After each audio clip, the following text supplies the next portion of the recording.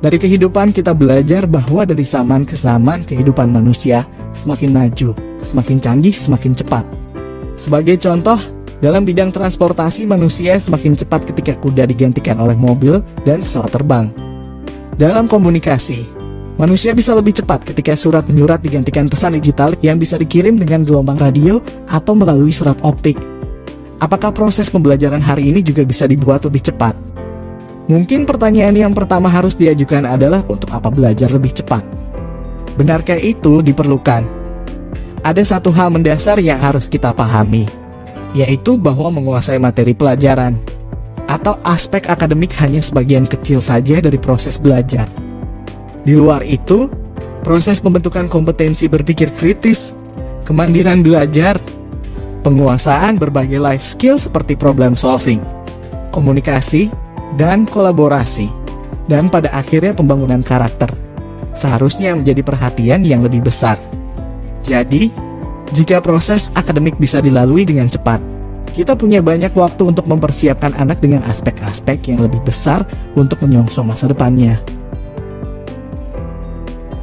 Pertanyaan kedua adalah apakah belajar yang lebih cepat membuat anak terbebani? Pertanyaan itu sendiri muncul dari mindset yang terkungkung oleh paradigma lama, yaitu bahwa belajar lebih cepat berarti pemadatan. Seperti itulah logika kelas-kelas akselerasi yang ada di sekolah. Tujuan yang benar adalah belajar lebih cepat, lebih menyenangkan, dan dengan hasil yang lebih memuaskan. Tidak ada gunanya bisa lebih cepat, tetapi anak-anak tertekan dan stres. Tidak ada gunanya lebih cepat jika tidak menjanjikan hasil yang lebih memuaskan. Lalu, bagaimana caranya untuk belajar lebih cepat?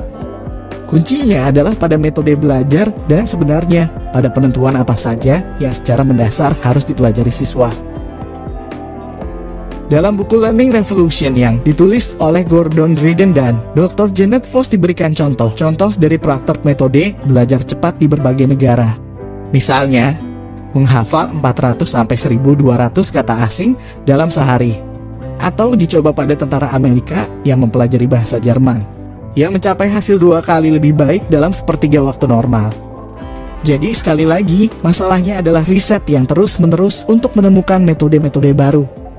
Bukan terus terjebak pada paradigma dan metode-metode lama. Kalau memang bisa cepat, kenapa harus mengambil cara yang lambat?